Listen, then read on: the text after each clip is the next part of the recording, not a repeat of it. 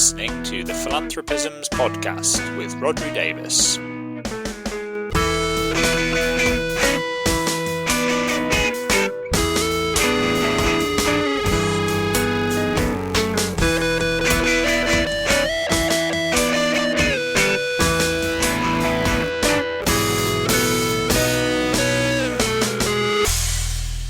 Hello, you're listening to the Philanthropisms podcast. This is the podcast where we try to put philanthropy in context.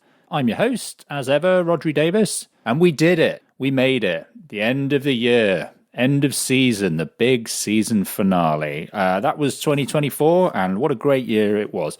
No, not really. It's been a challenging year, I think it's fair to say. At best a mixed bag. There have been some high points and points of light, but there have been a lot of things, I think, that, came as a nasty surprise to many people and have presented challenges, particularly for people working in philanthropy and civil society. So what I usually like to do at this point in the year on the podcast is to take the opportunity to think ahead a little bit to what we should look out for in the coming year. I hesitate to frame this as predictions, although that is in the title of the podcast for consistency with previous year's episodes. But I think really what I've come to think of them as more is trends to look out for and just sort of thoughts. In many ways, what it is really about this year and what we've seen this year, and then kind of projecting forward. You might ask, if you're so reticent about the idea of offering predictions, why are you doing this podcast episode? I guess it's a couple of things, not to feel the need to defend myself too much, but one is that obviously I'm very fortunate in that a large part of my job is that I get to go around speaking to lots of people who work in philanthropy and civil society, who have a huge amount of expertise and insight,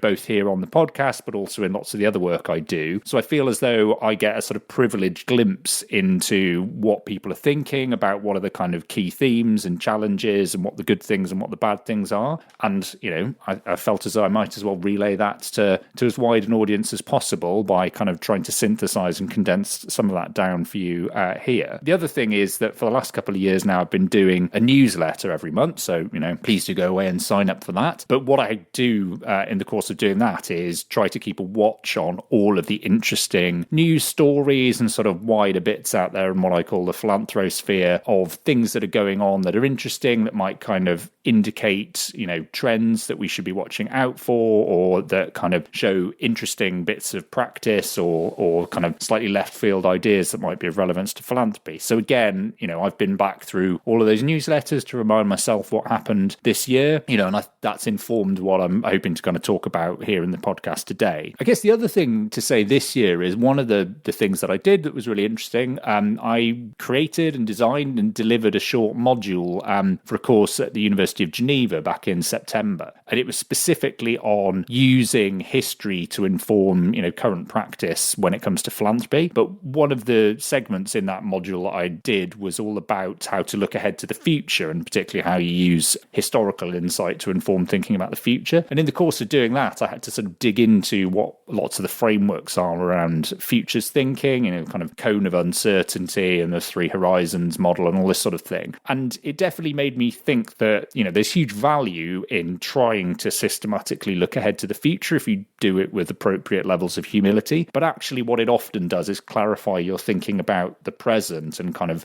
force you to focus in on what are the things that are happening now that might be more signal than noise, and to try and kind of determine what the most important trends are that we should be paying attention to. So even if you think my attempts to actually look ahead to the future are entirely pointless, hopefully it tells you something about the present. And what I'm going to try and do this year is keep this a little bit shorter. And I know, as somebody laughingly pointed out to me the other day, that I always say that at the beginning of every podcast episode, and it almost never proves to be the case. But compared to last year's Trends podcast, where I had to split it into two because there were so many predictions in there, I'm going to try and keep this to one episode, and therefore, keep some of this stuff briefer.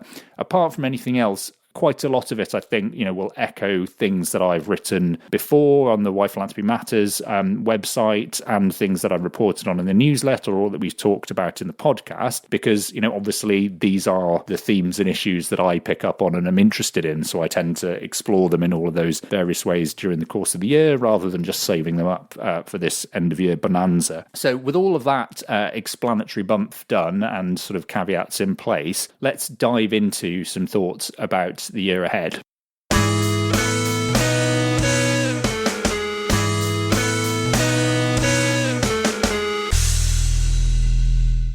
Okay, so first up, I just wanted to give a couple of framing thoughts about the sort of wider political and economic background. I'm not going to go into this in huge detail. I think in previous years I've said that before, and then I have ended up trying to talk about it in quite a bit of detail. But I guess the thing is, I know enough about this stuff, but I'm, tend to be just reading it and consuming it in the same way that anybody else would, and then reporting it back to you. And that seems a little bit like a waste of time, me trying to pretend that I've got much more informed thoughts than anybody else about macroeconomics or, particularly searing insights into politics. So I'll just say a couple of things that I think are useful as background context in terms of talking about the stuff that hopefully I do know a little bit more about, which is philanthropy and civil society. And I guess the main things to say here are, from the economic point of view, perhaps things don't look quite as grim maybe as they did when we were recording this time last year, when there were predictions of the possibility of a sort of worldwide recession, which didn't quite come to pass. It's been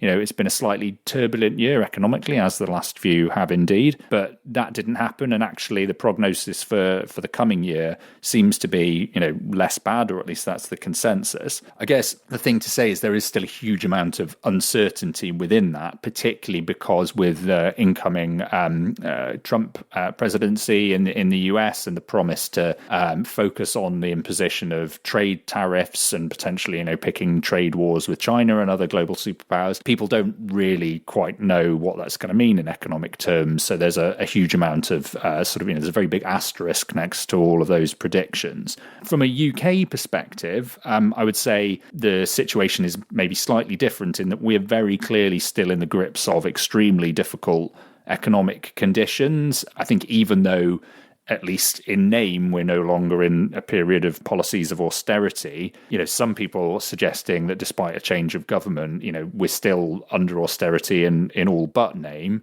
not necessarily anymore out of any particular sort of ideological choice on the part of the government, although, again, that's, a separate argument to have down the pub, but more because the pragmatics of the fact that public finances are in a very difficult situation means that we're still seeing demands for cuts in spending across all government departments, and similarly kind of changes within the budget that we'll come on to in a moment, but are causing issues for all sorts of organisations, charities included. And I guess the other thing in the UK context is, again, we have had that change of government, and that's, in many ways probably welcomed by a lot of people, regardless of their political stripe, just because it was one of those periods in which the incumbent government had been there for a long time, and it really felt as though it was sort of running out of steam, and a change is as good as a rest for many people. So I think the change from the incumbent Tory government to a Labour government was welcomed by a lot of people.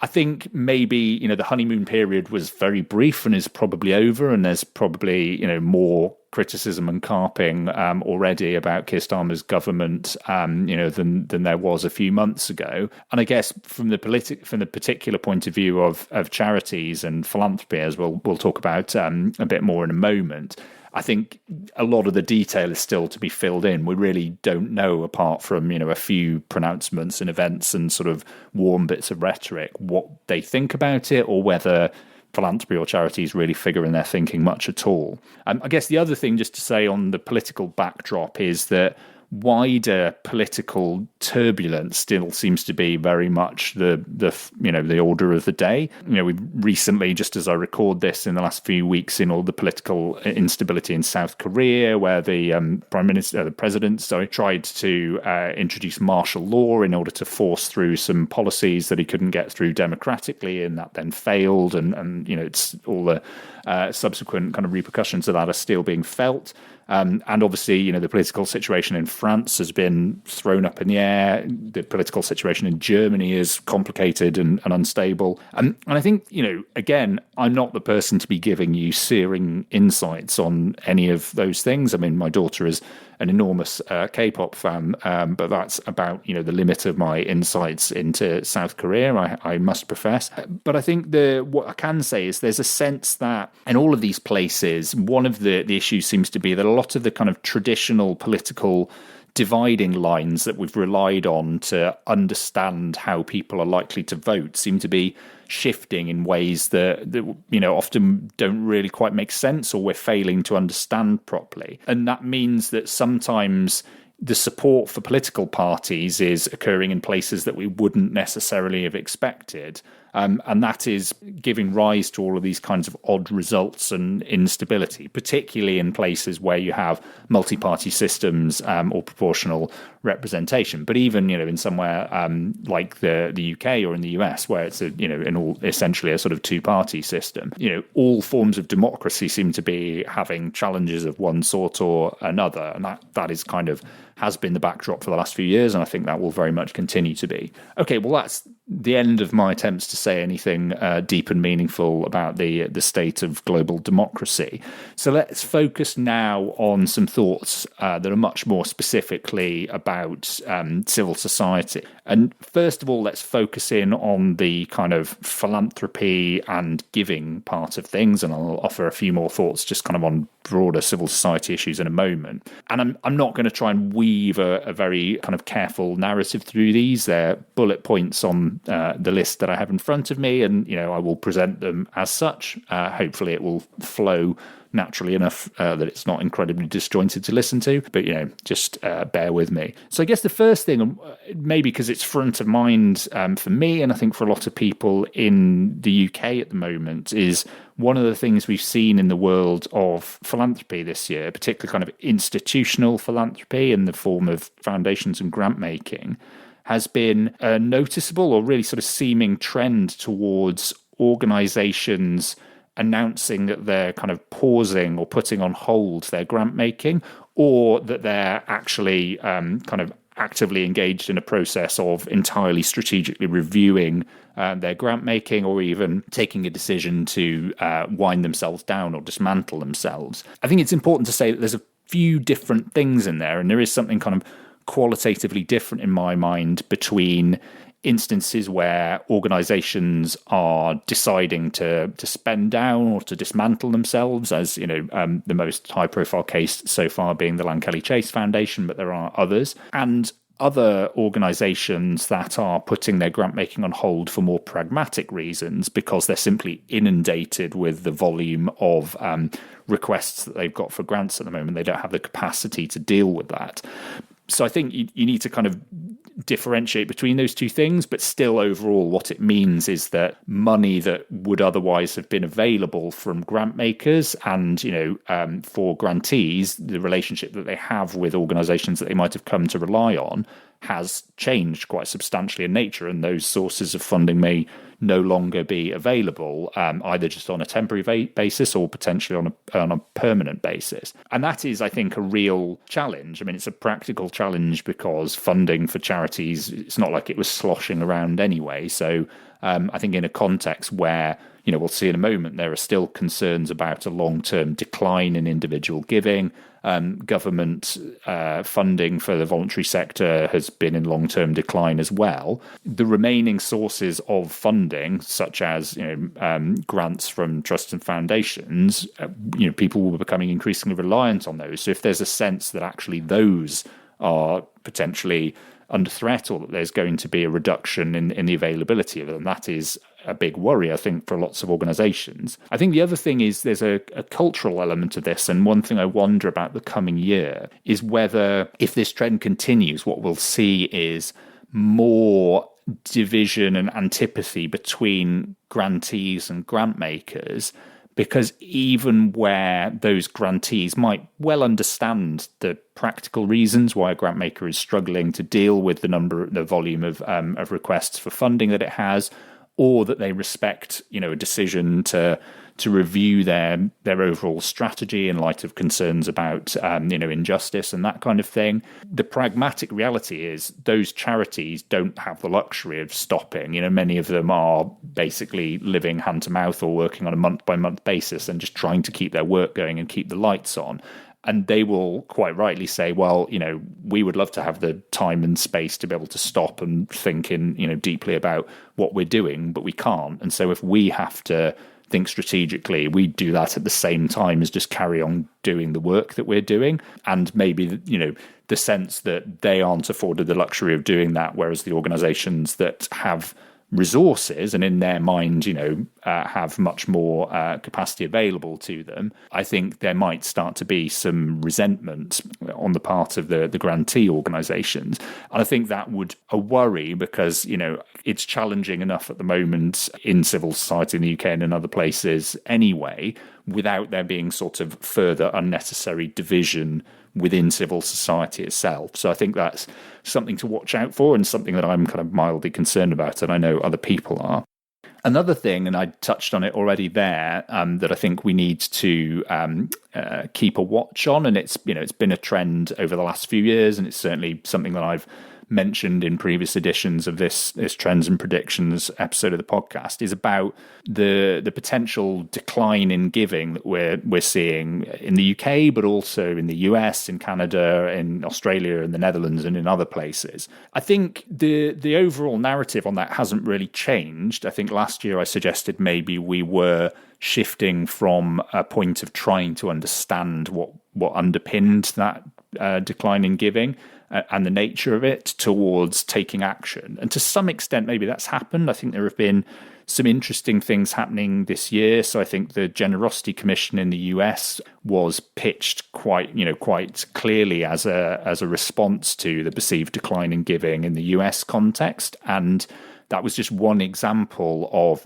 a wider trend I think we saw this year, which is quite sort of large-scale initiatives designed to come up with policy recommendations designed to boost philanthropy or generosity, not necessarily led by government, although in some cases with governmental buy-in, like in Ireland, but very much sort of designed to come up with a mixture of recommendations for the non-profit or philanthropy sector itself and for government as well to create an enabling environment. And, in addition to the US and Ireland, also Australia, the report of the Productivity Commission earlier in the year, I think had some really interesting stuff in it as well. Interesting question about where the UK is on that spectrum. I think there have been quite a few policy recommendations floating around in the ether for quite some time, and those have kind of interestingly coalesced into a group of organisations that are trying to develop a sort of shared set of policy recommendations and asks to boost philanthropy,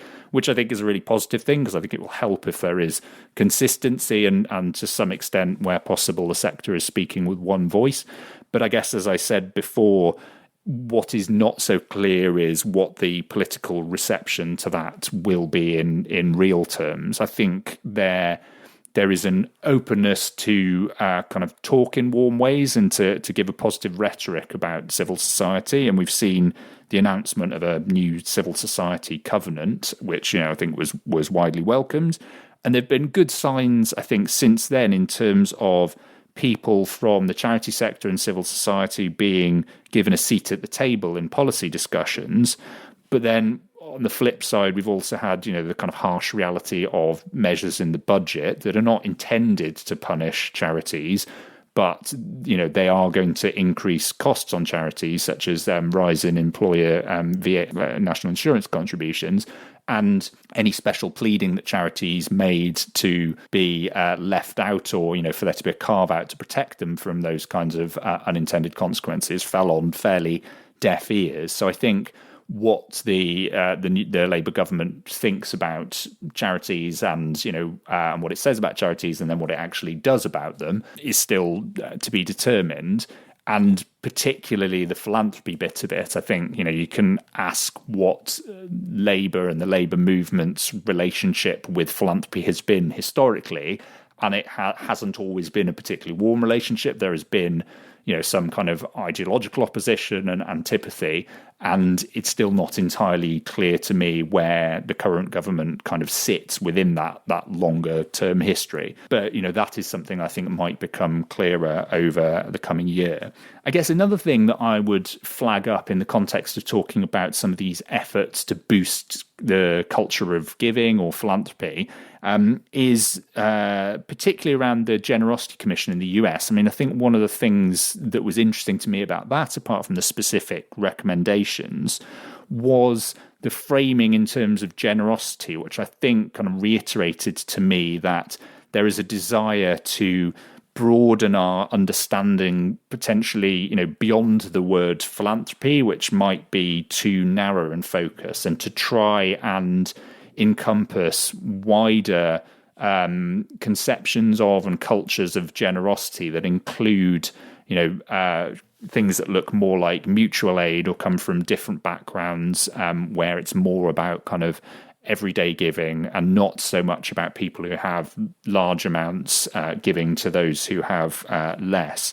And I think also, that's something that we've seen in the way that the Giving Tuesday movement has developed over the years in really kind of interesting ways, that it's now become a movement for kind of radical generosity rather than just a day of giving in a fairly traditional sense. I think the other thing that's interesting, if we're talking about kind of policies around philanthropy, is obviously, one of the levers that always gets identified is tax relief. And usually it's a bit of a kind of difficult, sticky lever because it's actually very hard to push through tax reforms. And certainly my experience in the UK is that the challenge often is you're engaging with one part of government that might be very receptive to the idea of wanting to boost philanthropy for all kinds of different reasons. But often they are not the ones with their hands on the lever of, tax incentives, if I haven't absolutely overdone that metaphor of levers there. And the challenge is then, obviously, you're not talking to the people in charge of the tax authorities or the Treasury, and they are less enthusiastic, shall we say, when essentially what you're asking them often, particularly if we're talking about increasing incentives for philanthropy, is to forego more government revenue for some purpose that they don't necessarily particularly have much interest in. I think the interesting thing in the US is that actually the debate there around tax relief for giving has got much louder, I think, over the last year. And it's an interesting sort of critical debate because it's certainly not one that is just about, we need more tax incentives to get more giving. It's actually more about, is the current system of tax incentives they have in the form of the charitable deduction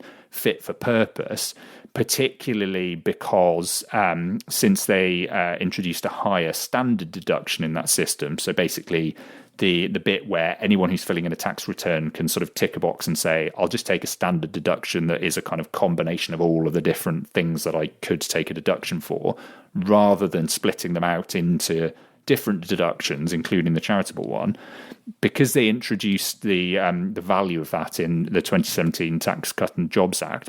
A much higher proportion of people are just choosing to take the standard deduction. So actually the number of people using the charitable deduction is really surprisingly low now.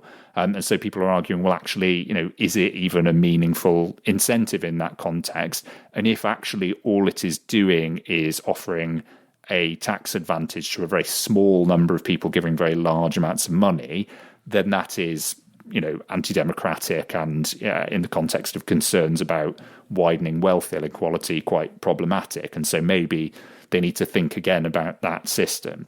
Whether those debates will get any traction, with the change in government that's coming in the US, I don't know. Although, as we'll see shortly, there might be some pretty major political developments in terms of US philanthropy and civil society.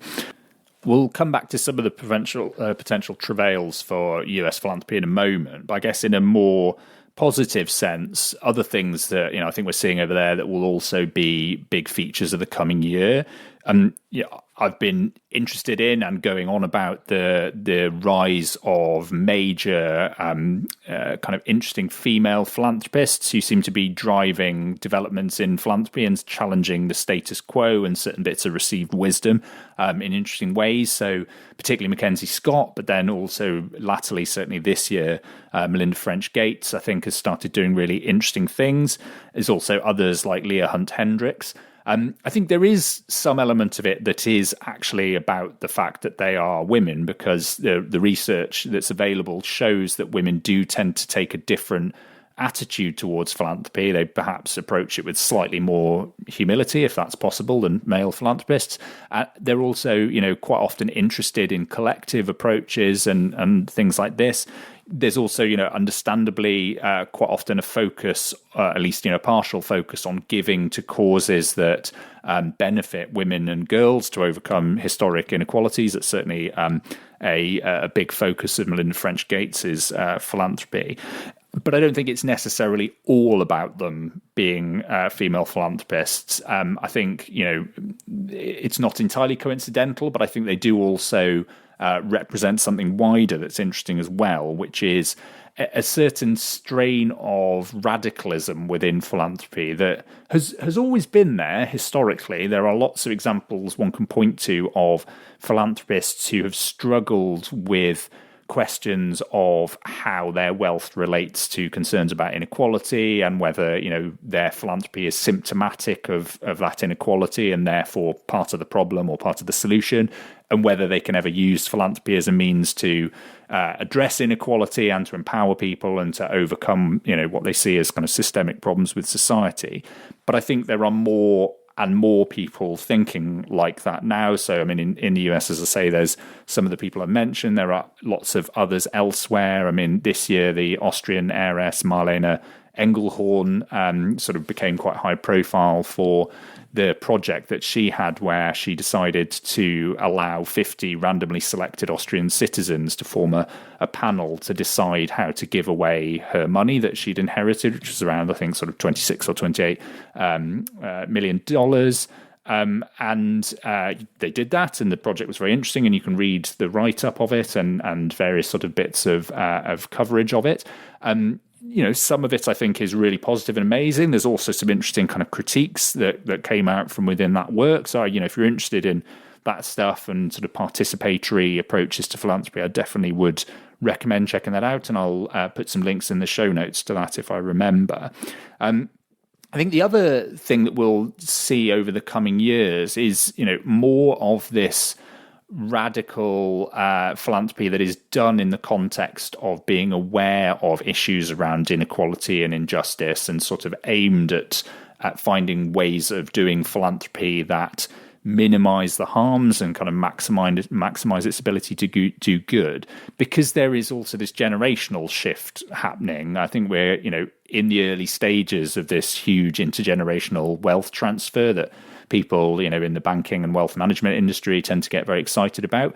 But one of the things that we're seeing as a result of that is, money is starting to make its way into the hands of a younger generation of donors. There's a much higher proportion of women within that cohort than there have been, historically. And also, these donors, I think it's difficult to say that they're homogenous or that they, next gen donors have X, Y, or Z views, but definitely at an aggregate level, the sense that I have, and it's certainly I think other people have, is that there are some quite interesting differences in terms of how they think about their philanthropy, their kind of desire to put that philanthropy in context and to think about how it relates to how wealth is created and how it's invested. And also in terms of the cause areas that they're interested in. Obviously, understandably, climate tends to come a lot higher up the list than it might have done for previous generations. And also the approaches that they're using to do in their philanthropy, which again, I think, they're more interested in kind of methods that shift power as well as financial resources and things like sort of participatory grant making. So I think that's definitely something to watch out for. Another trend I think US focused, but also relevant more widely that we should keep an eye out for is the continued growth of donor advised funds. Clearly DAFs meet the needs of some donors because there seem to be more and more donors using them. There are criticisms of donor advised funds, the main one being a sort of concern that actually they're very good, certainly in their US form, in getting money in to these structures, but not necessarily as good or very well incentivized to get it out again. So there's what gets called a warehousing effect. And there's a concern that actually on top of this, you also have situations in which some very wealthy donors have their own personal private foundations and also DAFs and are able to give from the one into the other and therefore get tax benefits without the money ever actually making its way out to end recipients. Obviously, as with all kind of foundation type structures, once the money has passed a certain legal threshold, it does have to go eventually to a charitable cause. I think the concern tends to be more one of timescales, which is, there is an enormous amount of need and urgency right now. So the thought that there's all of this money potentially being locked up in these structures and then kind of slowly trickled out in dribs and drabs really angers some people. So there's some quite sort of vociferous criticism of this. Then on the flip side, the thing I always find interesting is when you look at some of the most kind of radical and progressive forms of philanthropy that are out there, actually some of them are using DAF structures to do that precisely because they don't really want to set up their own foundations, because they feel that there's an unnecessary amount of administration or duplication involved in doing that. So I don't think there's anything inherently wrong with the idea of a donor advised fund, certainly. I think it's just about ensuring that the right structures and incentives are in place around it to ensure that the money gets out, as quickly as possible, and that the incentives are there to do that. Okay, let's just move on to have a think about a few sort of broader themes and trends within civil society that are worth keeping an eye out for. I mean, here in the UK, without being too depressing, I think one of the things that we will undoubtedly see over the coming year is more charities closing. Just in the last few weeks, as I record this, we've had Relate, the big relationship counselling charity, has announced that it's insolvent, going into bankruptcy proceedings. GMCVO, the Greater Manchester Council for Voluntary Organisations, has literally just in the last day or so announced that it's doing likewise. And that is just the tip of an iceberg. And I think the problem with this, well, I mean, obviously, it's very clear what the problems are, but the real challenge is that the loss of all of this infrastructure that, has often been built up over decades, if not hundreds of years, it's very difficult once it's gone to build it back up again. So there is a huge sort of opportunity cost here, and it's difficult to know what to do. As I've said, the funding environment for charities is very difficult, and many of them are struggling enormously because, as I say, the funding is not available. But at the same time, it's not like the demand for their services is going down. If anything, it's going up at the same time, because precisely the same difficult economic conditions that are making it harder for them to bring money in are economic conditions that are often leading to, the problems that they're dealing with in terms of, poverty or relationship breakdown or that sort of thing becoming worse. So actually, they're being called upon more than ever before. And so there's this kind of double, if not triple whammy going on.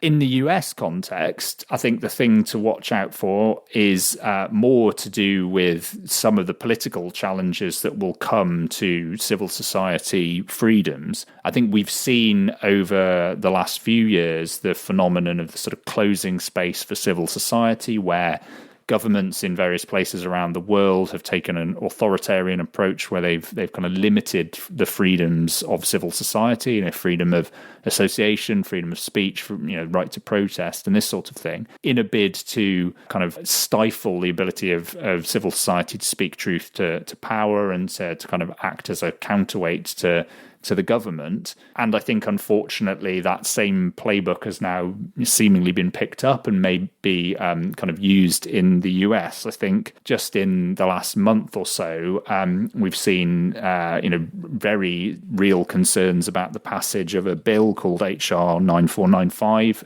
in the US, which actually sort of builds on existing legislation. And there are some arguments that I've seen from people saying it's not necessarily worse than the situation that was already in place. If anything, it might just be a clarification of rules that were otherwise a bit unclear. But it certainly brought it to wider public attention, and it's made more people in the non-profit world aware of the risks. And essentially what it does is it gives power to politicians, to the Treasury Secretary, to decide that certain non-profit organisations might be deemed as terrorist-supporting organisations and therefore stripped of their tax-exempt status. Now, they're not stripped of their non-profit status entirely. They can still exist as organisations, but obviously, being stripped of your tax-exempt status is challenging for many reasons. I think both in practical terms, because you lose the benefits of having tax advantage status, but also in terms of the messaging then about what it says about your legitimacy as an organisation. Although I have also heard some people saying, well, in the context of an incoming Trump presidency, actually organizations might find if they're singled out for this kind of treatment by the new administration, actually people might be inclined to sort of give to them more, because there's this whole phenomenon of rage giving where people kind of give in order to show their opposition politically to the government. I think if it was just this one bill that, at this point may or may not even make it through the Senate, that would be one thing. But I think the concern is that it's again just indicative of a sort of wider antipathy towards the non-profit sector that the new Trump administration is likely to have, and that it is going to choose these attack lines aimed at sort of civil society organizations or kind of certain elements of civil society that are going to cause all sorts of challenges. Again, Elon Musk and Vivek Ramaswamy, who've been appointed to oversee this new Department of Government Efficiency, they are already kind of trying out various different lines of criticism of non-profits, including just in the last day or so, I saw an odd one where they were arguing that homelessness non-profits that get funding from government were a real issue because they've got a perverse incentive for there to be more homeless people on the streets. So they are somehow managing to perpetuate the problem of homelessness, which seems odd to me, and claiming, that therefore this obviously shows that government money is being wasted. Now, this is interesting because it kind of ties together lots of different lines of argument to sort of critique that, charity only ever addresses the symptoms of problems and not its underlying causes. There's a critique that, charities are in danger of becoming over-financialized when they seek to kind of take on contracts and work with government. But it's also then sort of reframed in a populist way that is very much designed to underpin a critique of the professional classes and institutions, weirdly, by those who are in power, but who somehow manage to pitch themselves as, anti-elite, despite it being hard to think of many people who are more elite than Elon Musk. This is a weird one because, I and lots of other people in the last few years have been worrying about the potential influence of tech billionaires on philanthropy discourse. I mean, particularly Elon Musk, it must be said, because of his kind of penchant for troll-like online behavior. But now, it seems as though we should be less concerned probably about their sort of direct impact on philanthropy in terms of, themselves being philanthropists, and more on the influence that they're going to be able to wield through the political arena in the second Trump term. And that might have a sort of quite a determinate impact on non-profits. And just to add to the mix, it's not just Trump himself and Elon Musk are the problem. Also, JD Vance, who is the incoming vice president, he's got a long history of pretty strong antipathy, particularly towards foundations and certainly, progressive foundations that he sees as part of a kind of vast, liberal elite conspiracy. And he certainly, at various times in the past, has threatened to take quite radical action to, again, sort of strip them of their tax status, and certainly very much kind of questions their legitimacy. I think the interesting question, or one of the interesting questions in this context, is what non-profits do about this. Certainly for many, there was a sense in the immediate wake of Trump's re-election that they needed to gear back up again to act as a resistance of some sorts, in the same way that they had seen themselves doing when he was elected in 2016. But I think the question, in a way, that some people have raised is whether this is a good idea or not. Not that it should be a case of just kind of capitulating and saying, okay, well, let's just work with them and go along with everything that the administration is doing.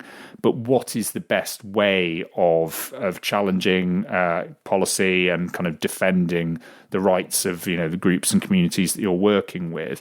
Does the pitching of non-profits and foundations as an active resistance actually play into the hands of some of these critics, because it allows them to paint non-profits and foundations as deliberately anti-democratic actors or representatives of a kind of progressive elite that are subverting the will of the people? Or do you just need to lean into that and accept it? And I think this sort of idea that among some people that actually acting anti-democratically is justified in the sort of longer-term service of democracy itself is a really interesting challenge. I can certainly see the argument for it, but I can also see both pragmatically and theoretically why it might have some unintended consequences as well. And I think also the thing to say is that, this is not just a US phenomenon. Things that happen in the US tend to echo elsewhere, and certainly when it comes to philanthropy and civil society. And as I've said already, this is itself an echo of a wider phenomenon that we've seen, around the world already in terms of the closing space for civil society. But I think in the process of being reflected in the US, it will then reflect back out again and probably be amplified. So I would suspect we will see, unfortunately, more efforts by regimes elsewhere around the world to impose new restrictions on civil society because they feel emboldened by these kinds of moves within the US. I think we sort of touched on it almost there, but I think the two other things that I wanted to mention in terms of civil society, one is the issue of pluralism. Again, I won't go into this in huge detail because I've done an entire episode on it and it's quite complicated, but it kind of links to that question I was just saying there about whether or not pitching nonprofits and philanthropy as the resistance is a good idea. I think there's a debate brewing at the moment. There has been a debate that's going on over the last year, and I think it's getting sort of stronger in the kind of new political context about whether pluralism within philanthropy and civil society is something we should aim for, and whether it's an inherent good, or whether actually we need to just accept, that there are boundaries to what we should deem okay within civil society, and be willing to draw those, and then willing to kind of call out things that don't fall within those acceptable boundaries. And I think this is a really interesting one because, some people might argue that pluralism has in part kind of led to the problems that US democracy finds itself in at the moment, in terms of the kind of polarization that we've seen and the triumph of right-wing populism. But then other people would say, no, actually, it's the opposite. It's that we haven't had genuine pluralism for too long, and that actually we need to learn to disagree well with people whose views we don't necessarily agree with, but to make some efforts to understand them. And I think this is a really interesting and complicated debate that we're going to be having over the coming year. It's certainly something I've got coming up on the podcast in the new year, some interesting guests to talk about. So I think it's definitely something to watch. The other thing I'll just finally say on civil society that we should be watching out for in the coming year is another debate that I think has come to the fore this year, but has been brewing around for a few years now, which is about it's a few things tied together. It's essentially about whether rationality and the idea that philanthropy needs to be sort of strategic and data focused and kind of centered around measurement, whether that kind of paradigm has gone too far, and whether it needs to be rebalanced in the other direction with more acknowledgement of the importance of heart and elements of value that can't necessarily be measured in those same terms, or certainly not in economic terms. I think, there's been all sorts of things. There's a New York Times article just in the last week or so, got a lot of traction, that was pitched as a sort of critique of effective altruism along those lines. It heavily quoted Amy Schiller, who listeners to the podcast might remember I had on as a guest earlier this year, talking about her book, The Price of Humanity, which I think is one of the most interesting books about philanthropy that's been out in recent years, and is very much a kind of critique of this overly rationalized approach to philanthropy, and again, a sort of need for a rebalancing. But then also this year, we've had the Stanford Social Innovation Review article all about trust-based versus strategic philanthropy, and proclaiming strategic philanthropy might be dead. Similarly, The Economist, right back at the start of the year, had a whole sort of section on philanthropy in which it argued, again, that actually the shift towards trust-based philanthropy might sort of spell the end for strategic philanthropy, or at least that there had been a kind of necessary correction to that trend towards strategic philanthropy.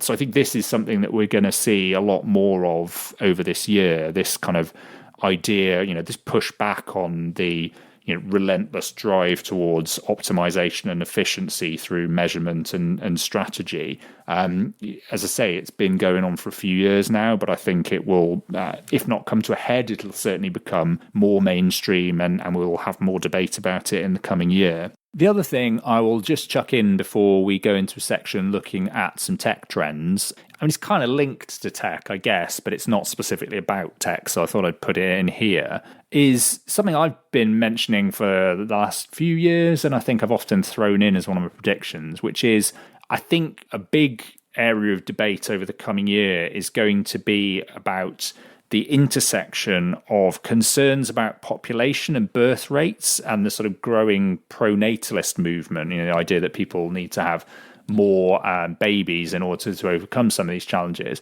and also the area of sort of individual life extension. Certainly pronatalism and population is going to be a big part of sort of mainstream political discourse, but I think there is an important element of this for philanthropy as well, partly because I think these are, there's a long history of philanthropy getting involved in population issues, on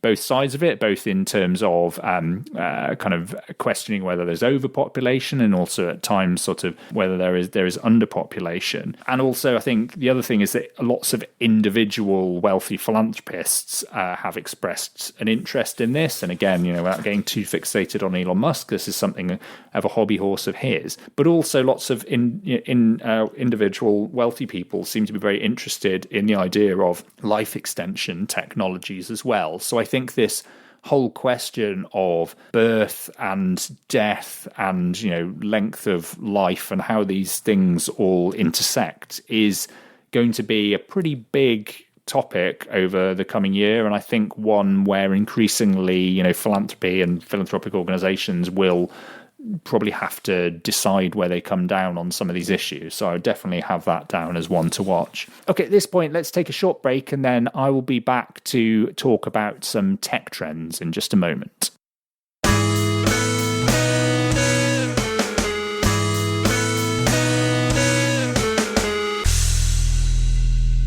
Okay, we're back. Well, the good news is we're moving on to the tech trends section, if you were waiting for that. The bad news is I've literally got through, I think, 4 pages of my notes out of about 12.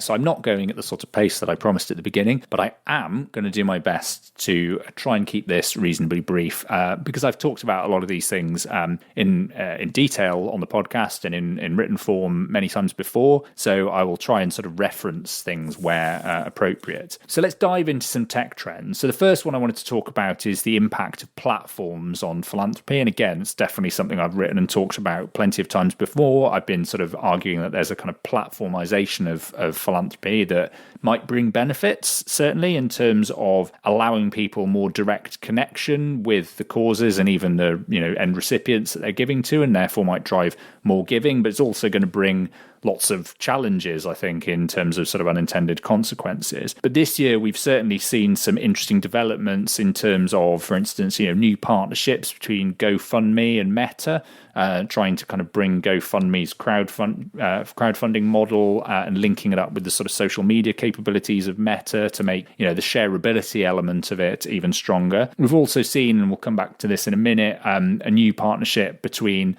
Just Giving, the UK fundraising platform, and the Giving Block, which is the kind of crypto giving platform designed to allow people to give crypto and digital currencies. So I think there are all sorts of ways in which these platforms, both kind of non-profit specific ones, but also commercial ones, are starting to think about how they make giving part of their sales pitch. Because fundamentally what platforms, certainly commercial ones, want to do is as far as possible for you to do everything when you're in the digital world on the platform and through the platform rather than leaving it. So what they don't want you to do is to go off somewhere else and look at a website. They want you to be able to do all of the things that you want to do through the platform. So I think adding giving functionality into what they're already doing is really important.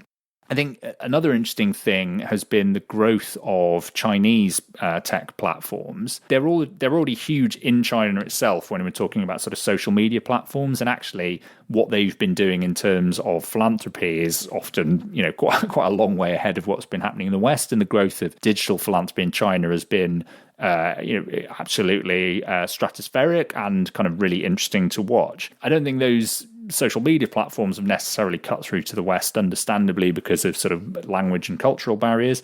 but commercial platforms definitely have. So there's been a huge rise in usage of platforms like Temu and Shine and Ali Express and these others over the last year or so. And I wonder if this is a sort of early warning sign that actually the growth and influence of Chinese tech platforms will spread out into other areas as well, and whether they will bring some of that already well-developed capability that they have for allowing online giving to a Western market as well. So keep a watch out for that. But I think there are lots of questions that this raises. As I say, potentially there's some good things in terms of it driving more giving and making the giving experience more rewarding for individuals, but there are also all kinds of questions. So there's the question of who gets to be on the platform in terms of which causes are non-profit. I think in the context of what I was saying before about pluralism, an interesting additional dimension of that is to what extent are digital platforms increasingly acting as gatekeepers, sort of de facto gatekeepers for the boundaries of civil society, if they are the ones who get to decide what does or doesn't end up on the platform. Obviously to some extent that might be dictated by the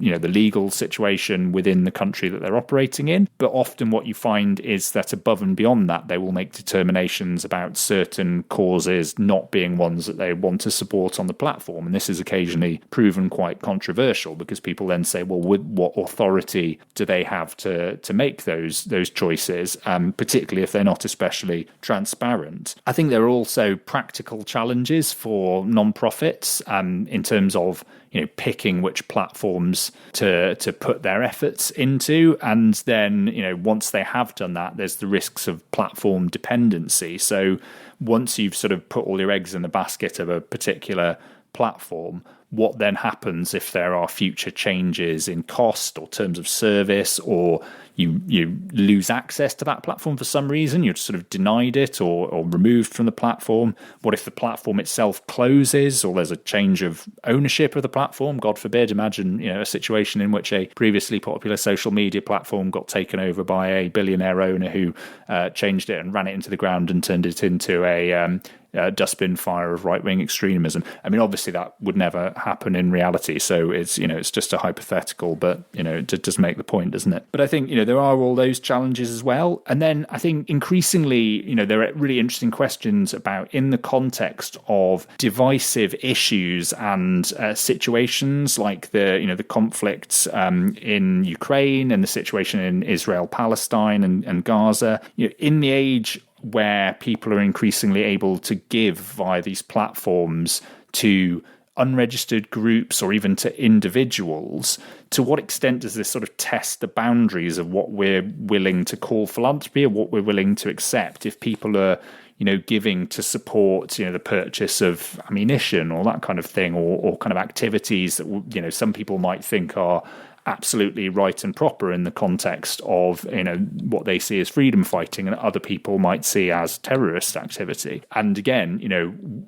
how then does the platform make those determinations? Because either way, it's probably damned if it does and damned if it doesn't. So I think there are all kinds of interesting questions there about this sort of platformization effect. Another interesting question, I think, around technology that we need to be keeping an eye out for over the coming year is the extent to which, certainly within technology, although I think the phenomenon goes wider than this, the lines between commercial and non-profit are getting blurrier and blurrier. As I say, I don't think this is unique to technology, because actually, this people have been blurring those lines for a long time, and I think certainly in the last 10 years or so, with the rise of impact investment and also social investment and social enterprise models, those lines have sort of deliberately got blurrier. But one of the interesting things that's been happening over the last year is a big debate that's sort of developed, particularly centered around OpenAI, the company that makes ChatGPT, where originally that was set up as a non-profit, which then oversaw a kind of commercial subsidiary, which is the company that has become vastly successful, at least on paper. It doesn't actually deliver real returns at this point in time. It loses large amounts of money, but that's by the by. But that is a very successful commercial subsidiary, and actually there was a big sort of power struggle earlier this year, or possibly even at the end of last year, where the CEO Sam Altman was ousted and then quite hastily taken back on board. And lots of analysts said that the essential issue was there was a division in the company between those who thought that it should stick to its original founding non-profit mission of sort of safely developing artificial intelligence, and those who thought that actually the non-profit structuring was an unnecessary constraint on its ability to grow commercially. And actually what's happening now is that, the latter side won out, and OpenAI is in the process of trying to work out how it can transition from its original non-profit structure to a sort of fully commercial structure. Now, that is more difficult than I think lots of the people who proposed doing that first thought, for various legal and practical reasons. And one of the suggestions now is that actually what OpenAI will do is sort of transition to a sort of social purpose structure, maybe like a kind of benefit corporation or B Corp. And, again, that raises, I think, all kinds of interesting questions about the extent to which the development of technology is in itself a social purpose, which the people doing it will often tell you it is, and, or whether actually it needs to be doing something else to justify having a social purpose, and that's just the commercial element. And I think there are all kinds of, aspects of this debate that we're going to have to thrash out throughout the coming year. Another thing I think on tech that, probably people will be keenly aware of is what's happened around social media. Certainly one of my predictions at the end of last year, I think, was the death of Twitter, which may not yet have come to pass, but I think I feel vindicated in that it definitely feels like, something substantive has happened there. And particularly from a charity non-profit point of view, there are a lot of charities and kind of campaign groups now leaving X, as I suppose we have to call it. So, here in the UK, Akivo, the Association of Chief Executives of Voluntary Organisations, has left. NPC, the philanthropy consultancies left. Groups like Health Poverty Action, Race Equality Foundation, Children First, they've all left. Even the Guardian newspaper made an announcement. Some people thought slightly sort of pompous, but again, that's just because the Guardian tends to attract that sort of opprobrium. But it said that it was refusing to post on X anymore and would be leaving. And I think a lot of that is framed in the context of concerns about the direction in which X is going under the leadership of Elon Musk, and the fact that it had been sort of opened up for hate speech and had essentially become a place where people espousing really objectionable views were allowed free rein in the name of sort of free speech. I think that the other side of it that's interesting is I think that absolutely is the driver, but if X or Twitter was still a useful and good place in which to communicate, would people feel more of a bind? I know I certainly did for a long time. I kind of would have been quite keen to leave X or Twitter, a number of years ago, and I didn't for quite a while because it was still had utility to me and I kind of had value out of it. And then suddenly, and over the period of about 6 months, it just stopped having value. It was very hard to cut through the algorithms. Things that you put out would get little or no engagement or traction, and the things that you would get in on your feed just became a sort of, absolute dustbin fire of kind of, grotesque people shilling crypto and then people espousing awful opinions about things. And so it just didn't really feel either like a place that I particularly wanted to spend time or that was very useful. So actually, the eventual decision to wind down my presence and to essentially leave was much easier. And this, I wondered if it was an example of what Cory Doctorow, the writer, rather wonderfully calls enshittification, which I believe I'm justified in using because it's at least one dictionary's word of the year.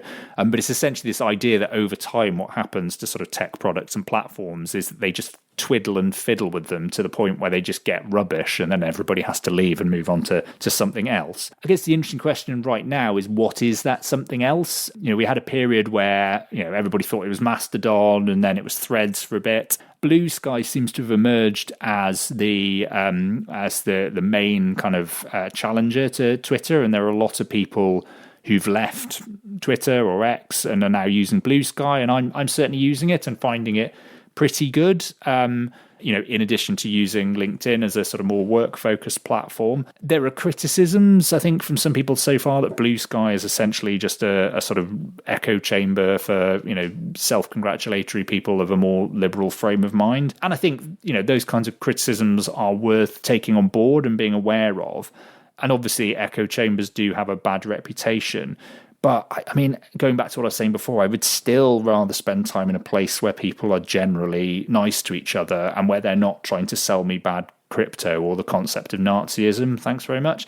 So, I'm fine with using Blue Sky for now. Will it stay like that? I think only time will tell. It's already apparent that there are sort of bots and those kinds of accounts coming on there, and they are being, cleared out and picked off by the people moderating it. And there is the fact that it's got a sort of fundamentally decentralized nature that might protect it in ways that Twitter or X, never was capable of being protected. But I'm not naive enough to think that it will stay, perfect forever. So I think we'll just have to wait and see over the coming year whether it proves to be a feasible long-term replacement for lots of people for X.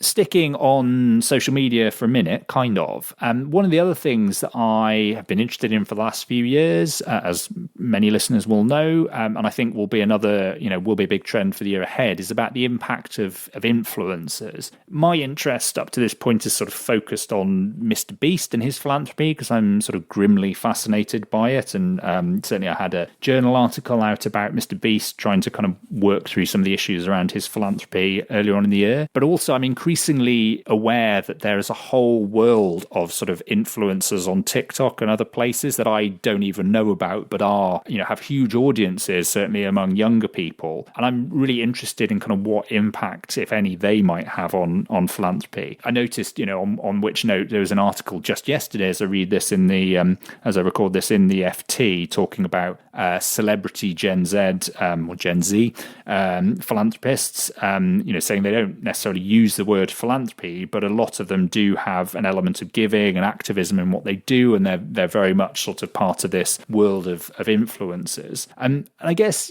what I'd be interested in keeping an eye out for over the coming year is in terms of what this means for how young people view philanthropy. There's definitely a positive version, which is, they're aware of it for a start, and maybe they're inspired to kind of do something themselves, whether that's in terms of giving or social action or activism, even if they don't use any of that terminology. But then there are also questions about whether it might have a more negative effect. So certainly with Mr. Beast, one of the questions is, does the model promote a certain sort of passivity? Because people are being told that by watching these videos, they are doing something good for charity. And so does that reduce their motivation or inclination to go off and do anything else? In terms of what the videos themselves are showing, Mr. Beast and others, what works in that context of social media tends to be kind of quite individualized acts of charity, and where there's often a relationship between an individual donor and somebody receiving a gift. It might be, as say, Mr. Beast going and curing blindness for 1,000 blind people, or building a well in an African village, or it might be one of the many people recording these kind of random acts of kindness videos where they surreptitiously film themselves going up and, giving somebody at a bus stop flowers in a way that's, definitely not entirely creepy. And if that is the model, are younger people who are watching this being fed, often well-meaning but potentially quite problematic individualized models of philanthropy that contain, assumptions about gratitude on the part of the recipient that we might want to get away from? I guess the other question is, if people are looking at these videos, and even if they get motivated to want to do something good in terms of giving or social action, are they going to bypass traditional charities or non-profits when they do that, because they increasingly sort of seem irrelevant? And the additional element of this that I've kind of been thinking about just recently and have become aware of this year is the growth of, I think, what in an Accenture report that I read on sort of trends, they call the impatience economy. But you could also think there's other things, there's like hack culture and the concept of jugaad, which is, kind of doing stuff that's just good enough to kind of solve a problem. And it's the idea that, people increasingly, and younger people, they're sort of looking for quick, imperfect solutions and are quite often willing to look, to try and find sort of non-traditional routes or sources of information. So you look in finance, there's a whole trend of people on social media offering financial advice, particularly around, kind of passive income, ways that you can essentially make money by doing nothing, but also around health and well-being.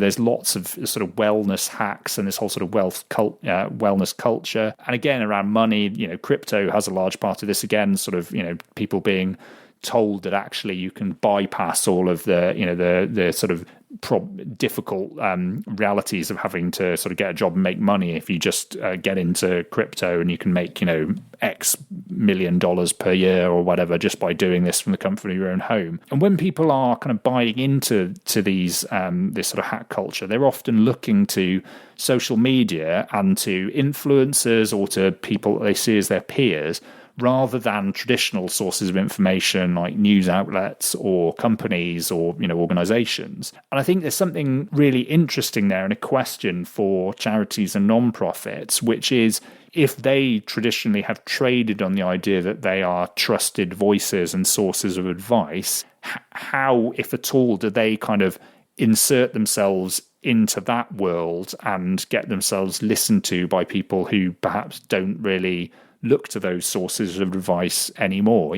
Just as an example, if there are all these sort of younger influencers out there giving financial literacy advice or talking to people about passive income, is there a possibility for non-profits to team up with some of those influencers in order to try and get them to help people think about and understand giving to charity, as well as sort of part of what they're doing, and what might the potential risks be of those sorts of partnerships? So I think there's something really interesting there that I want to kind of keep an eye on over the coming year.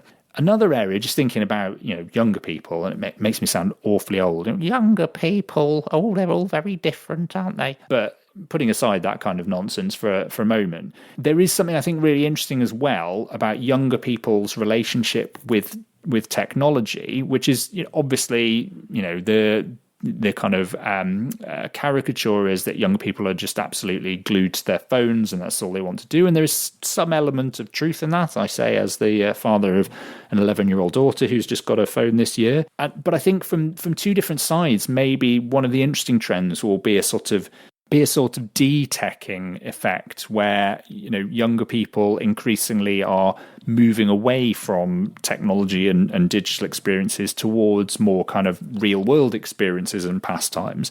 And as I say, from two directions, because in one sense that's being driven by parents like me who have concerns about the impact of this technology on their children and on young people more broadly. And there's a desire to sort of protect kids from it. So we have, there's a whole new law in Australia designed to prevent young people under the age of 16 from using social media. But there are also, certainly in the UK, and I know elsewhere, lots of calls for schools to ban social media use and phones outright and to try and, prevent children using them until they're of a certain age. But I think it's also, there are some interesting signs that when younger people get a bit older and have their own agency, actually they might be rejecting some of this for themselves because they sort of realize the problematic elements of it and the harms it's doing.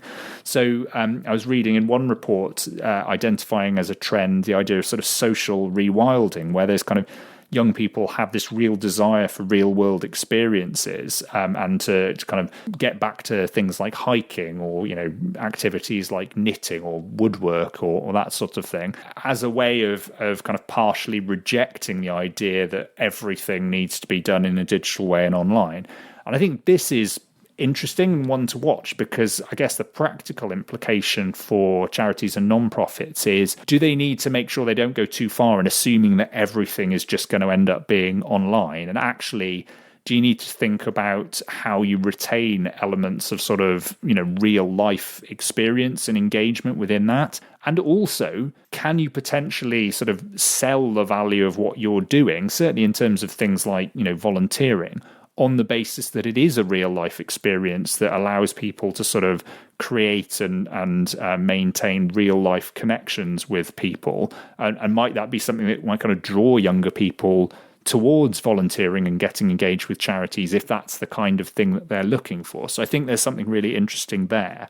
Another trend I think is worth noting is around digital currencies and cryptocurrency, which I've sort of touched on a couple of points already. But I'll just say very briefly, I mean, I've done loads of work on cryptocurrencies over the last decade or more, and I've gone backwards and forwards in terms of, what I think about them and how positive I feel. I think I was pretty down on them this time last year, sort of saying, actually, it feels like, the charity sector has cooled on it and maybe it's just not really worth paying too much attention to. There might be a bit of crypto philanthropy out there, and if you want to tap into it, great, but it's probably not that worth bothering with. I think the situation has changed somewhat, particularly because the value of cryptocurrency and Bitcoin in particular is riding sky high in the wake of the Trump election. So I think the sense once again that actually there might be quite meaningful pots of money out there for charities to tap into if they can convince people to give crypto might make, some organizations interested again, particularly, as we've already covered, at a time when other sources of funding are maybe harder to come by. And also, as we mentioned, there might be sort of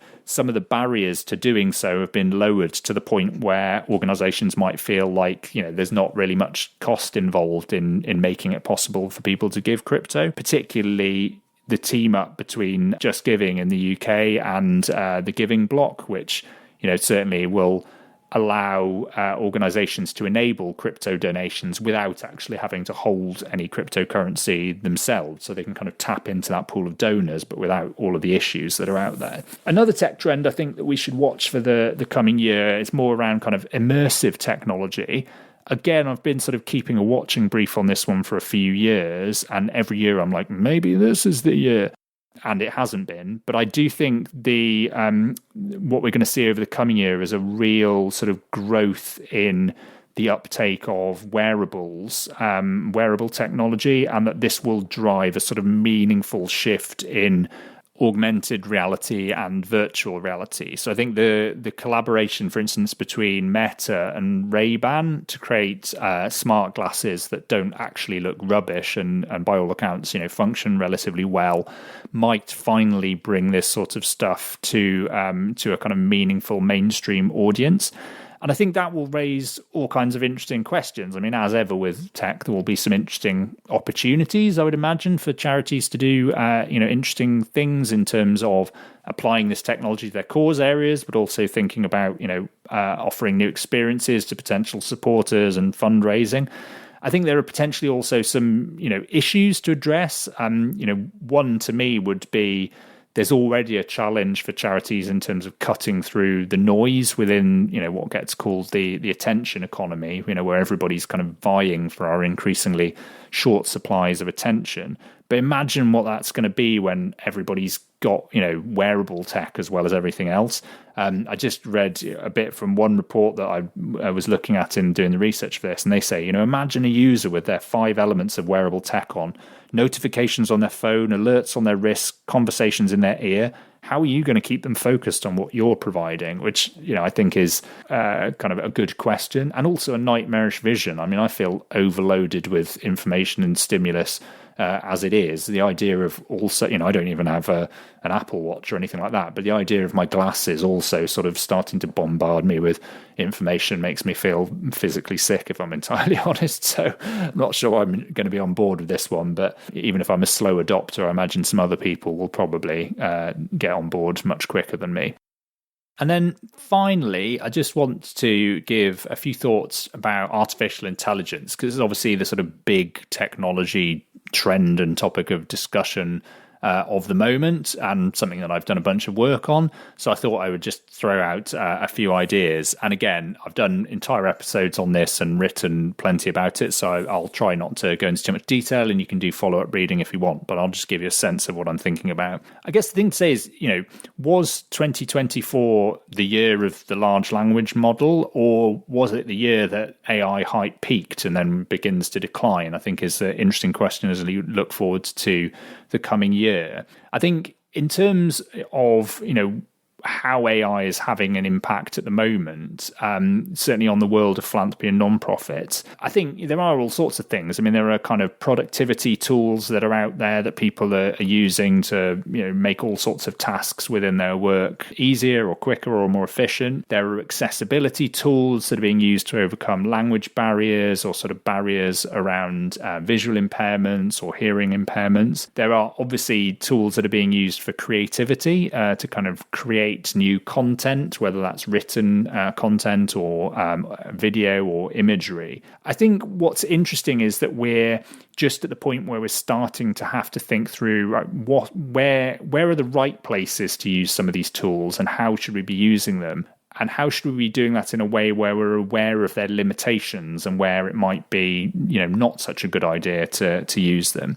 There's a really interesting paper that I read by a whole bunch of academics from Harvard Business School. They did a study on a consultancy firm, and they were looking at the use of generative AI tools, and particularly sort of ChatGPT. And in the course of doing that, what they found was that there was clear evidence that when these tools were applied to the right sorts of problems, the people using them clearly outperformed people who were in a control group who weren't using them. The interesting thing is when they were applied to the wrong sorts of problems, the people who were using the tools not only didn't do any better than the control group, they actively did worse because they became over-reliant on those tools and they sort of trusted them even when they weren't being used in the right way. And this creates the idea of what these researchers call the jagged frontier, which is where there's basically a sort of curve of problems of similar level of difficulty from our point of view as human beings, but where AI tools as they currently are very inconsistent in how well they apply. So there's you think of this sort of wiggly line, and some of these tasks sit inside the curve, and so they're things that AI can be applied to and it does very well at. But there are others that sit in places where they're outside the curve, and so actually, and it's hard to know because as you say, it's a jagged curve, so it's kind of inconsistent. So we need to be very careful about that. And there was just an interesting blog I read a couple of days ago by Ethan Mollick, who's an academic and he's at Wharton Business School, and he was one of the people involved in the paper I've already mentioned. But he writes a lot on AI and its kind of uses, and he did this interesting blog where he gave kind of 10 use cases or kind of types of activities where AI LLM tools are genuinely useful, but then also 5 use cases where they're not. And one of those, I think, really chimed with me because it echoed something I have thought for a while, which is they're not so useful, as he says, when the effort is the point. In many areas, people need to struggle with the topic to succeed. Writers rewrite the same page, academics revisit a theory many times. By shortcutting that struggle, no matter how frustrating, you may lose the ability to reach the vital aha moment. And I think that's really important because too often we lose sight of the fact that the process is the thing that has value in a task, and that we kind of focus only on the output or the end result and think that actually, if we can take a shortcut or automate to get to that same end result, that's the same thing. Actually, if you're losing all of the value for you as a human being of having to go through that process of kind of clarifying and structuring your own thoughts, that to me would be, a huge loss. So I think we do need to think through how we're using some of these tools and what some of those potential unintended consequences would be. In terms of how these things are currently being used in the world of philanthropy, just quickly, without going into too much detail, I think there are all sorts of interesting, conversations about it and examples that have been emerging over the last few years. For instance, AI being used in grant making, and certainly on the side of people making grant applications. I think one of the very low-hanging fruit of AI is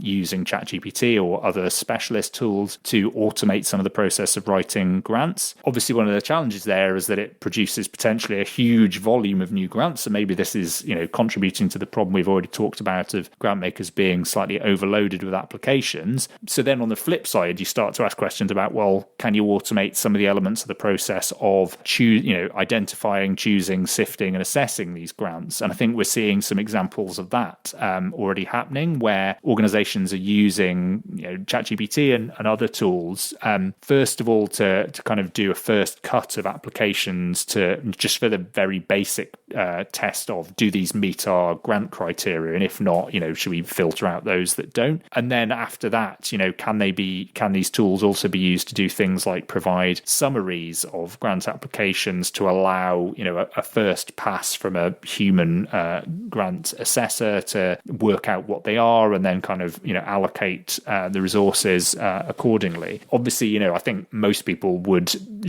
stop well short of suggesting that the process of deciding how money should be, or like how grants should be allocated, should be automated, and that there's a real need to keep humans in the loop, as they say. But it'll be interesting to know where organizations think that line needs to be drawn when it comes to the application of AI, because again, you don't want to not use these tools at all for fear of getting things wrong, because if you miss out on potential efficiencies, apart from anything else, you might be limiting the amount of money that you can get out to good causes if you're a grant maker. But equally, you don't want to just go from 0 to 100% usage of AI and open yourself up to all of the challenges that come then if you kind of paint humans out of the loop, and all of the issues that might therefore arise. I think there are also interesting ways in which AI can be used more in the sort of fundraising size, not just thinking about kind of grant applications, for things like prospect research, so finding out information about people who might be potential donors, and doing due diligence on them as well. I think the other thing that's interesting, and I've suggested for a few years, that we might see the creation of sort of special purpose chatbots that deal with fundraising, and the idea of AI agents has really come into its own this year, where we create sort of autonomous systems using AI that are designed to undertake certain tasks essentially kind of independently, or at least semi-independently. And certainly it was announced earlier in the autumn that there's a startup in the US that's created a sort of prototype fundraising AI agent, which is really sort of interesting. I think sort of limited in functionality at the moment, but I suspect, again, this is just the start of something that we'll see a lot more of. And I guess what this goes to in terms of sort of wider issues and themes that we should watch out for is there a demand increasingly from people to have sort of personalized and tailored information and recommendations? It's certainly suggested that when it comes to searching for information on the internet, one of the things we're seeing is that because these tools are available in the form of sort of ChatGPT and other LLM tools, people increasingly, they want answers, not results. So they don't want to put information into a search bar and then be served up pages and pages of results. They want to ask a question and then be given an answer. And I think what's interesting there, one question is, what does this mean for websites? What is the purpose of a website in that context? And again, from a report that I was reading the other day, it says, with declining traffic from all corners of the internet, the value of original content, written, video and imagery is being depleted. The value of a website and its content now exists through its distribution on other portals where users already naturally visit. Add to this how your website's results will be sucked into large language models and spat out as AI conversations. The worth of a website transforms to becoming the tip of the sword for an organization's branding. In a world of unreliable third-party information, an organization's website must create a unique experience with fans with clear interaction points. So there's two things in there about this. It will shift. The value of a website then becomes, your opportunity to provide correct information about your organization and its work in a world where, as we'll see in a moment, mis and disinformation and kind of incorrect information is increasingly a problem. And your opportunity then to tell a story above and beyond that information about your work that might cut through. And because that's the thing that the AI is, these AI tools are not able to do. They can't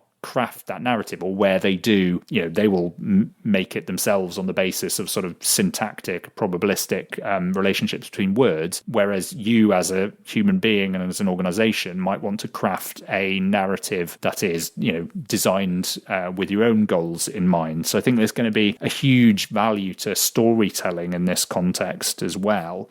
Of course, there are all sorts of criticisms and critiques of AI that have been swirling around for the last few years, and people are kind of well aware of issues around kind of algorithmic bias and misinformation and this sort of thing. I think some of this has come to the fore a bit this year, and I think will continue to in the coming year. And I think one of the things we've seen this year, as I said in the start of the section, is, and why I raised the question about whether this was the peak of hype about AI, is that there's a growing sense of sort of of ambivalence, if not skepticism, about some of what has been claimed for AI, particularly in terms of large language models.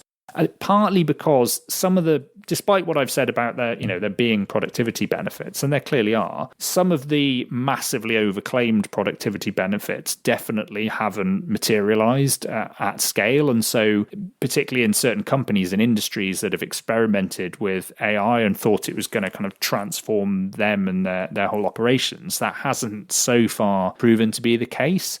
The other thing that's been interesting is that the combination of the capacity of generative AI to produce new content, written, audio and visual, together with the way in which algorithms determine, what does well on the internet and what we see, has meant there's a sort of growing convergence of those two things and a growing amount of content that is clearly kind of produced by generative AI and designed to optimize against algorithms so that it is kind of maximally shareable. But often this results in sort of quite ridiculous things. So there's this whole idea of the rise of what's called AI slop, which is essentially just kind of nonsense images and text that, is kind of just weirdly not quite right and clearly produced by generative AI and does very well and gets sort of shared very widely. But as soon as a human being looks at it, they're kind of like, what is this? The image of Shrimp Jesus, I would recommend Googling if you haven't already seen that, which is a kind of prime example of this sort of AI slop. And interestingly, young people are not stupid and they're kind of aware of this stuff. And I was reading a thing the other day saying that actually there's a growing kind of trend for making fun of AI created imagery. And I think if you wanted any sense of, this,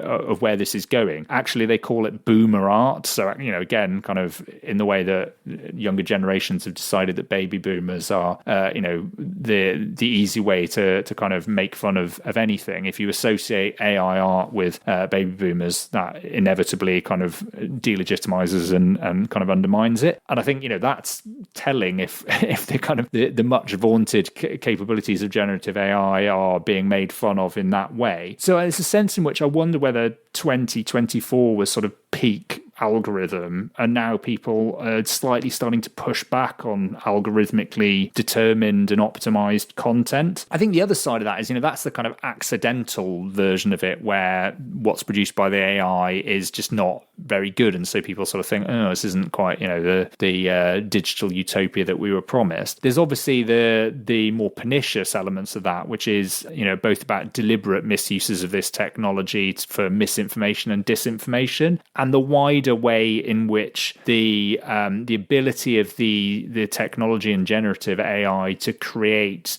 deep fakes in the form of sort of audio and visual material that's indistinguishable from real material but shows things that never actually happened, and also the problems with sort of digital astroturfing where people are able to create online identities for individuals or kind of organizations in order to make it look like there's something credible going on when there actually isn't, is all contributing to a sort of erosion of trust and authenticity in the online environment. And we've already seen, a few non-profits fall foul of this, where they've tried to use AI imagery, for instance, to illustrate stories or campaigns or sort of fundraising asks. And people have realized that and not claimed that it was necessarily done with malign intentions, but, pointed out that it kind of undermines the authenticity of these organizations and their claims on behalf of their cause. I mean, the famous example in the last few years was one of the branches of Amnesty, I think it was Amnesty Sweden or Norway, was put out a social media post about a report that they had on police brutality in Colombia, and they used an AI-generated image of a woman being manhandled by a police officer. And like a lot of AI images, it just wasn't quite right. So you could clearly tell that it had been made using AI. And in fact, I think they had openly put on the bottom a little label saying image created using AI. So people didn't think it was necessarily wrong that they'd done that. But what they did say was, hang on, it feels a bit weird if you're making a claim that there is this big problem with police brutality in Colombia and asking us to believe that this is a problem, that you couldn't find a real image of that and instead chose to illustrate it using a generative AI image. And I think, that relationship that we have with these AI generated images and other AI generated content is going to be something, again, that is going to be a big theme of this coming year. I think just to add on to that, the two other things that are worth noting around particularly large language models, which is the form of AI that underpins ChatGPT and similar tools. One is, increasingly, I think people are aware that there are some pretty significant concerns about the way in which these things trample all over intellectual property and copyright, and some big class action lawsuits that have already been started and we'll see more of over the coming years, where artists and writers and creators and other have launched them claiming that their work has been improperly used for training data that has created these algorithms, and they're sort of benefiting for free off of the hard work of human creatives. And I guess linked to that is actually there's a concern that despite the fact that for a few years now it seemed as though the inexorable growth of these large language models would just continue up and up, we might have hit a point where for various reasons they're actually going to plateau, both because the hardware limitations of being able to run these things, which are vastly energy and sort of computation intensive, and also the data that you need in order to train them is going to become a limit. A few years ago that would have seemed impossible because it seemed like we had more data than we ever would have needed, but to make these things work and to make the new iterations of them better and better, you need more and more data, and we're actually starting to run out of data. And one of the problems is that because there isn't necessarily enough human-created data, they're actually starting to create synthetic data, what's called synthetic data, which is, data that is intended to replicate data that a human being might have created in particular contexts in order just to be able to train an AI. And the problem here, as some people have argued, there's a few interesting papers, is that there's a risk of what's called model collapse, which is when you have these large language models and you sort of feed them data that's also generated by an AI, the problems that you have with an AI in terms of bias and this sort of thing, you get into an unfortunate feedback loop. It's almost kind of digital inbreeding, and very quickly the model kind of collapses and starts just churning out garbage. So, it'll be interesting to see whether there's more emphasis on needing to kind of shift away from putting all of our eggs in the basket of large language models, and whether other forms of AI might be more profitable as places to look in the future. And then the final thing I'll add, because it's just a bit more speculative and future looking, one of the things I'm really interested in terms of the potential impact of AI longer term is whether it will have a big impact on our ability to model certain situations in the world. So we've already seen, the use of AI very successfully to model things like how proteins fold, and used it to kind of create new drugs and pharmaceutical products. And there are lots of other examples where people are creating what are called digital twins, so sort of a digital version of, a real world physical object, and then being able to act on that digital object using AI and kind of test it in all sorts of different ways, or to make predictions. And I wonder, at what point this will start to become relevant to the sorts of social and environmental problems that philanthropy often deals with. And one thing I've seen recently is an interesting suggestion that we're maybe going to move from large language models in AI to what are called large action models, where instead of talking about a model that operates on language, so sort of on the syntax of a representation of the world, without there necessarily being the underlying semantic link, so the link between the symbol and its meaning and what it refers to in the world. Because there's this huge growth in wearable technology and sort of sensors that are going to be generating data, actually there might be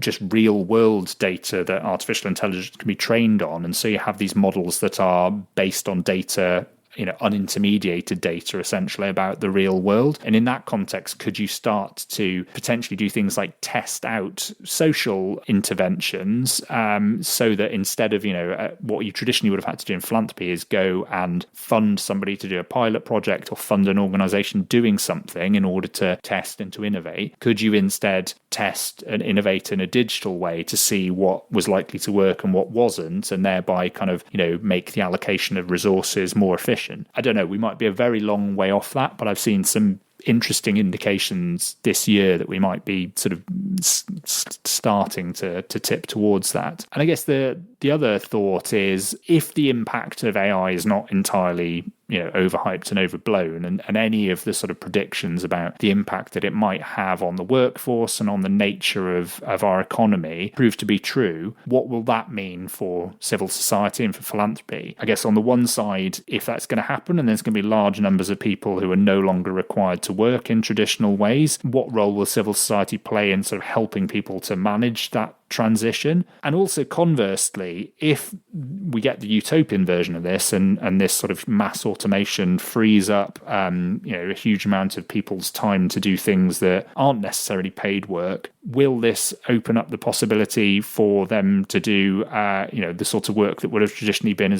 seen as volunteering? And will they also be seeking a sense of purpose and identity, and could this kind of voluntary work offer it to them? That might be one for a few years down the track, if not at all, but I think it's an interesting one to have in mind as we move into 2025, which definitely sounds like the space age future, doesn't it?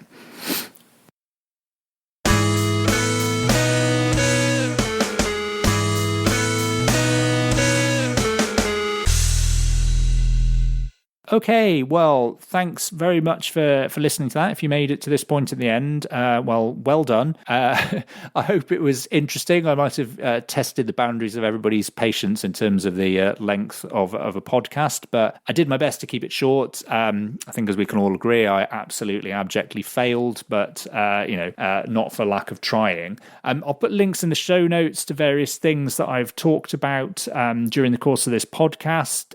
But if you're interested more broadly in issues around philanthropy and civil society, just check out the website at whyphilanthropymatters.com. You can find all sorts of articles there. You can find back issues of this podcast. You can find lots of news updates and other things. You can follow me on social media. As I mentioned, I'm there on Blue Sky now, having shifted from X. I'm also on LinkedIn, so you can come and find me there. If you've got ideas for people that I could talk to on the podcast or topics I could cover next year, do get in touch. You can find my contact details on the Why Philanthropy Matters website. Other than that, it just remains to say I hope you have a good Christmas, Hanukkah, Festivus, or however else you celebrate whatever break you're having. If you listen to the podcast and like it, please leave me a nice review wherever you get your podcasts. Please tell other people about it, preferably in real life rather than digitally, because I think we're agreed that that's better these days. And other than that, I will see you after a short break in the new year. Bye!